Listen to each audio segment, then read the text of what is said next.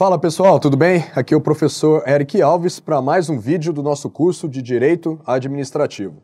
Então estamos aqui na aula sobre contratos administrativos e nesse vídeo vamos falar especificamente sobre as formas de extinção do contrato. Beleza? Então vem comigo para a tela.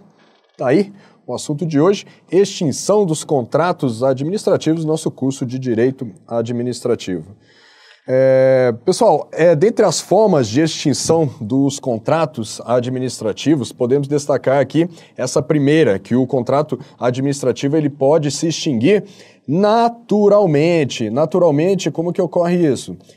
Quando ocorre o cumprimento do objeto, tá? Então imagina lá que a administração contratou uma empresa para fornecer determinado bem e essa empresa forneceu aquele bem. Então ela cumpriu o objeto do contrato e quando essa empresa cumpre o contrato ele se extingue naturalmente. E também essa forma de extinção natural, né, pode ocorrer por término de prazo. Então imagine aqui um contrato de manutenção, por exemplo, corta aqui para mim, um contrato de manutenção que tem validade de 1 ano, então passou esse 1 ano, o contrato ele se extingue naturalmente, beleza? Então, forma de extinção natural do contrato é por cumprimento do objeto ou por término de prazo, beleza? Voltar para a tela. O contrato ele também pode se extinguir por impossibilidade material ou jurídica, tá? Impossibilidade material ou jurídica. Corta aqui para mim. Essa forma de extinção, ela ocorre quando acontece alguma coisa e essa coisa constitui um óbice intransponível à execução do contrato. Então, uma impossibilidade material, o exemplo clássico aí é o quê? É o desaparecimento do objeto do contrato. Então, imagine ali, por exemplo, um contrato de manutenção ou de reforma de um edifício, tá? Imagine que aquele edifício ele é acometido por um incêndio, o edifício é destruído.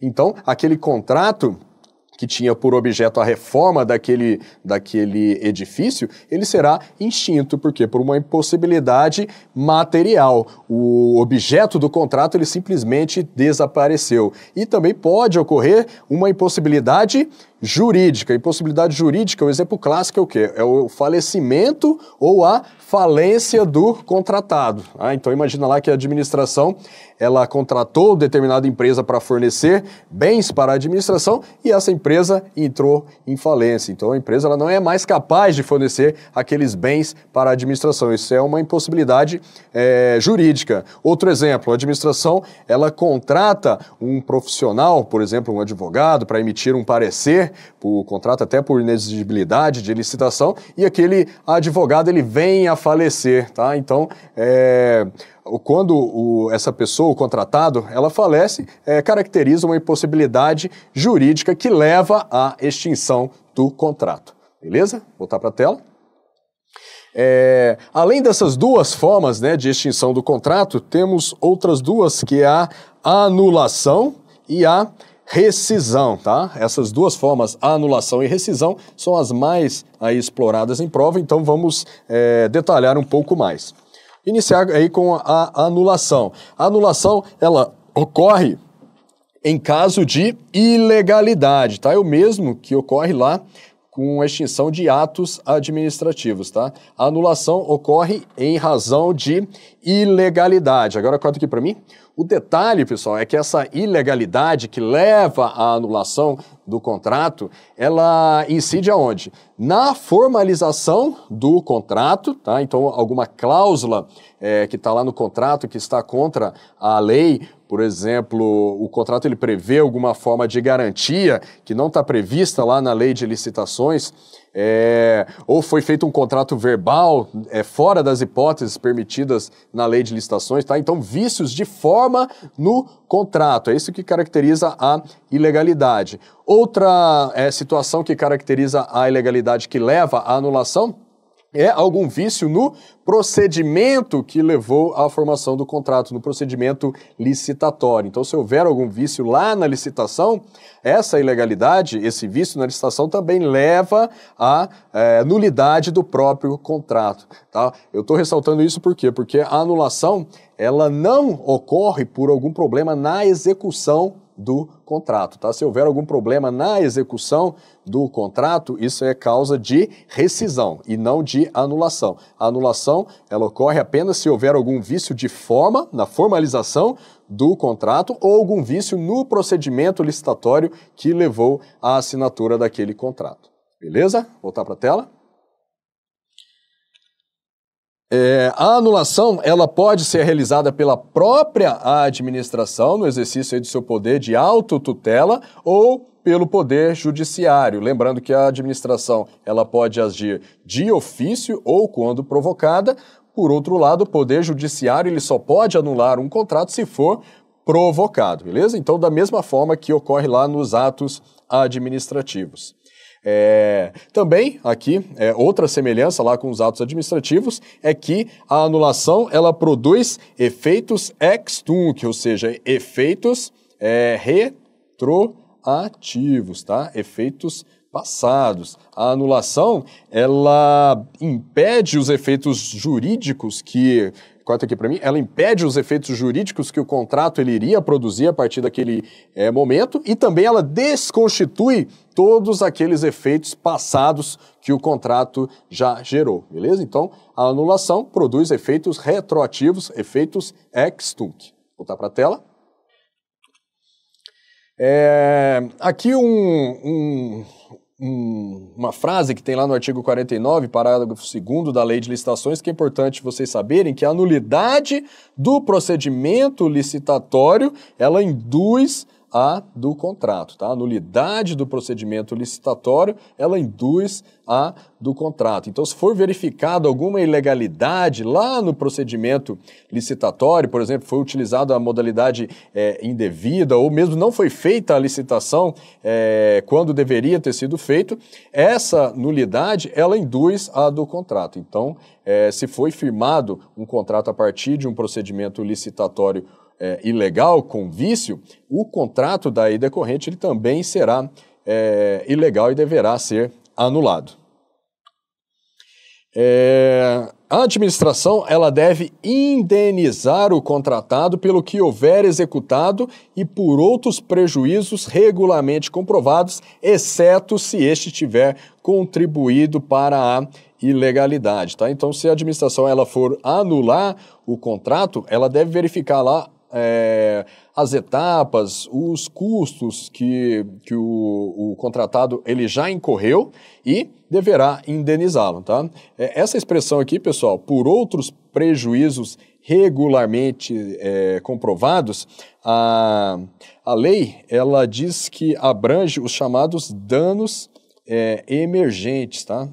Se aparecer essa expressão lá na sua prova, danos emergentes, a indenização ela deve cobrir esses danos, ok? E o que são danos emergentes? Corta aqui para mim, são aqueles que realmente se originaram da execução parcial do contrato, tá? Danos emergentes são aqueles que realmente se originaram da execução parcial do contrato. Então, por exemplo, uma vistoria que a empresa contratada fez e incorreu em custos para fazer essa vistoria, alguma viagem que os funcionários dessa empresa tiveram que fazer para executar o contrato, algum projeto que foi elaborado. Então, esses custos, esses considerados danos, eles devem ser ressarcidos pela administração na hipótese de anulação do contrato. Vou voltar para a tela.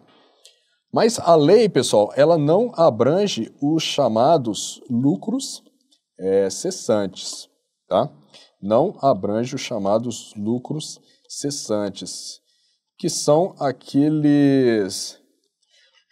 corta aqui para mim, que seriam aqueles resultados que a empresa ela teria caso continuasse com um contrato com a administração, tá? Então imagine lá que ela tenha firmado um contrato de 1 ano com a administração, então ela estava prevendo obter uma receita decorrente desse contrato proporcional a esse período de 1 ano. Se esse contrato ele foi anulado antes desse período, por exemplo, com 6 meses, esse lucro que a empresa deixou de ter nos 6 meses restantes seriam chamados lucros cessantes. A lei de licitações, agora muita atenção, a lei de licitações, ela não ampara que a administração indenize esses chamados lucros cessantes, tá? Na lei não há essa previsão. Porém, a doutrina e a jurisprudência entende que a administração também deve indenizar os lucros cessantes, tá? Então, pessoal, temos aí uma contradição. A lei diz uma coisa,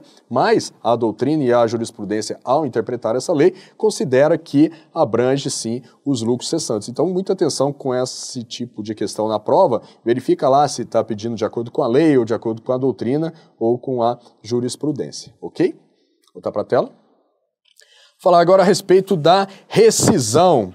A rescisão, pessoal, ela, ao contrário da anulação, lembrando que a anulação ela atinge aqueles contratos que possuem algum vício, alguma ilegalidade, a rescisão ela é a extinção dos contratos, de contratos válidos, tá? Então, contratos que não apresentam nenhum vício, o contrato está todo perfeitinho, todo legal, mas a administração ela resolve rescindir, desfazer esse contrato. A rescisão ela pode ser unilateral, tá? Unilateral, corta aqui para mim.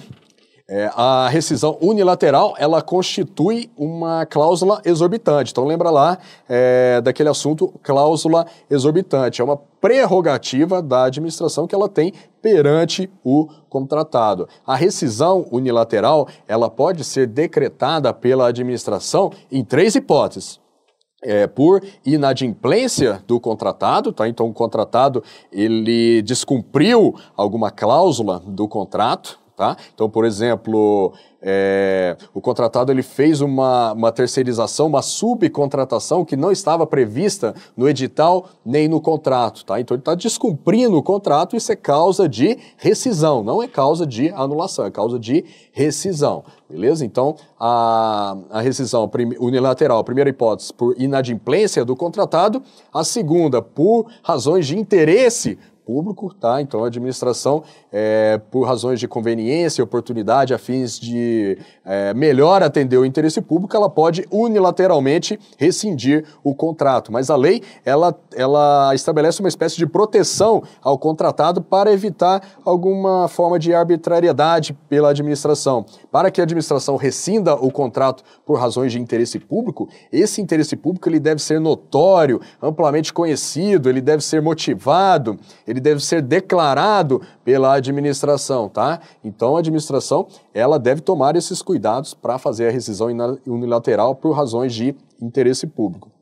E, por fim, a terceira hipótese em que o contrato pode ser rescindido unilateralmente em casos de força maior ou caso fortuito, tá? Então, razões externas aí, eventos da natureza, alguma comoção pública, uma greve, por exemplo, alguma coisa que aconteça, que venha externamente, mas que leve a administração a rescindir o contrato, beleza? Então, rescisão unilateral pode ocorrer por inadimplência do contratado, razões de interesse público e força maior e caso fortuito, beleza? Voltar para a tela.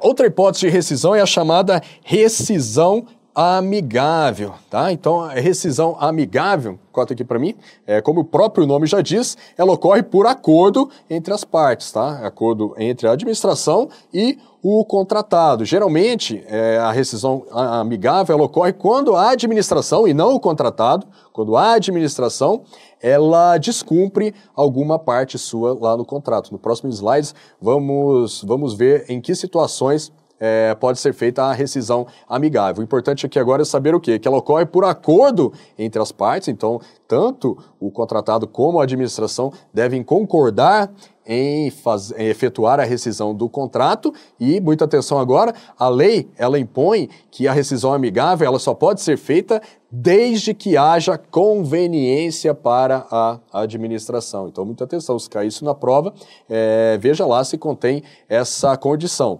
desde que haja conveniência para a administração, ok? Então, novamente, rescisão amigável só pode ser feita desde que haja conveniência para a administração. Voltando para a tela.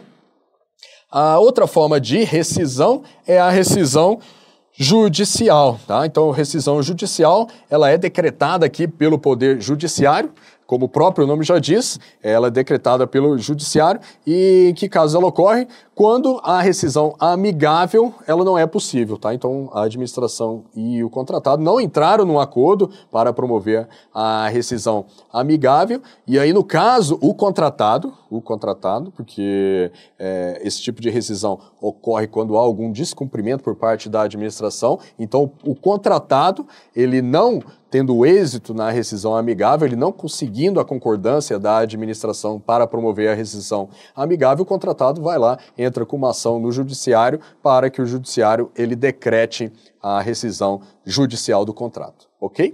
Vou botar aqui para a tela.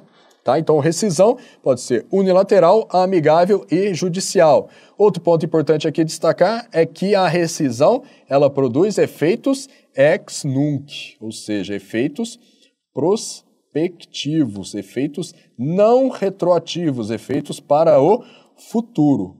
Beleza? Mesma forma também que ocorre lá nos atos administrativos. Então, esses slides aqui, que eu estou trazendo para vocês, aquelas situações que possibilitam a rescisão amigável ou judicial do contrato administrativo. Basicamente, são situações em que há descumprimento contratual por parte da administração e não por parte do contratado, por parte da administração. Essas situações estão previstas lá no artigo 78, incisos 13 a 16 da Lei de Licitações. Então, a primeira situação que possibilita a rescisão amigável ou judicial é a falta de pagamento por parte da administração num atraso aí superior a 90 dias. Outra situação é a não liberação da área, local ou objeto para execução do contrato. Tá? Então, imagina lá um contrato de obra que a administração contratou a empresa para executar uma obra em determinada área que pertence à administração e a administração não libera essa área para que a empresa execute o contrato. Então, isso é causa para rescisão também amigável ou judicial. Outra situação é a suspensão do contrato por mais de 120 dias. Tá? Então, atenção aqui, esse prazo que é de 120 dias é diferente desse prazo aqui em cima, que é relacionado à falta de pagamento, que é o prazo superior a 90 dias. Aqui embaixo é o que? A suspensão do contrato por mais de 120 dias. E a outra situação é a supressão de valores contratuais em patamares não toleráveis. Tá? Então, é outra situação que pode ensejar a rescisão amigável ou judicial do contrato. Então, olha só, essa última situação é uma situação bem aberta, né, bem genérica, supressão de valores contratuais em patamares não toleráveis. Tá? Isso aqui então, é a típica situação que pode levar a uma rescisão judicial, porque o contratado, a administração ela vai suprimir os valores, o contratado ele não vai concordar, então imagino que seja difícil entrar num acordo em relação a essa situação e daí o contratado ele terá que entrar na justiça para buscar a rescisão judicial do ajuste. Beleza? Falar agora a respeito da indenização ao contratado na hipótese de rescisão. Se o contrato ele foi rescindido por interesse da administração ou por caso fortuito e força maior, ou seja, por causas que não são atribuídas ao contratado, tá? Então, por interesse da administração ou por caso fortuito e força maior, nesse caso, o contratado ele deve ser ressarcido por prejuízos regularmente comprovados, tendo ainda direito à devolução da garantia, aos pagamentos pelo que tiver sido executado e também o pagamento do chamado custo de desmobilização, tá? Então isso aqui, custo de desmobilização, pensa lá numa obra em que o contratado corta aqui para mim, ele mobilizou toda uma equipe, maquinário para executar aquele contrato e aquele contrato ele foi rescindido. Então, ele vai ter que desmobilizar todo aquele aparato e para fazer isso ele tem um custo. Então, para isso, ele também terá que ser indenizado, desde que, novamente, o contratado ele não tenha dado causa à rescisão do contrato. Pessoal, isso tudo é para quê? Para evitar o enriquecimento sem causa da administração, tá? Então, se o contratado ele não deu causa à rescisão, é a mesma lógica lá da anulação também, se o contratado ele não deu causa àquela nulidade, ele deve ser indenizado, isso tudo para quê? Para evitar o enriquecimento sem causa da administração. A administração ela deve indenizar o contratado pelos prejuízos que ele conseguir comprovar em decorrência do que ele já tiver executado no contrato, beleza? Voltar para a tela. E se a rescisão ela for feita por causa imputável ao contratado, tá? Então aqui já é diferente, o contratado é que deu causa à rescisão, então essa rescisão ela pode gerar, está lá no artigo 80 da Lei de Licitações, a assunção imediata do objeto do contrato no estado e local em que se encontrar por ato próprio da administração. Então, a administração ela pode assumir a execução do contrato, assumir lá os maquinários da empresa e até mesmo os funcionários dessa empresa no estado e no local em que se encontra por ato próprio da administração. Isso também demonstra a prerrogativa que a administração possui sobre o contratado. A rescisão por causa imputável ao contratado também pode gerar a ocupação provisória de bens, móveis, imóveis, pessoal e serviços vinculados ao objeto do contrato, aqui na hipótese de serviços essenciais. Também é uma cláusula exorbitante, lembra lá? A rescisão por causa imputável ao contratado também pode gerar a execução da garantia contratual para ressarcimento da administração e dos valores das multas e indenizações a ela devidos. Então, imagine lá que o contratado ele depositou determinada quantia em garantia, numa conta calção, para garantir a execução contratual. Então, no caso de rescisão por causa imputável ao contratado, a administração ela poderá ir lá nessa conta e descontar os valores, por exemplo, das multas e indenizações a ela devidos. E por fim, essa rescisão por causa imputável ao contratado também pode gerar a retenção dos créditos decorrentes do contrato até o limite dos prejuízos causados à administração. Beleza, pessoal? É isso então que eu tinha para passar para vocês. De mais importante que eu considero a respeito do assunto extinção dos contratos administrativos. Espero que tenham gostado. Vejo vocês na próxima aula do nosso curso. Um grande abraço.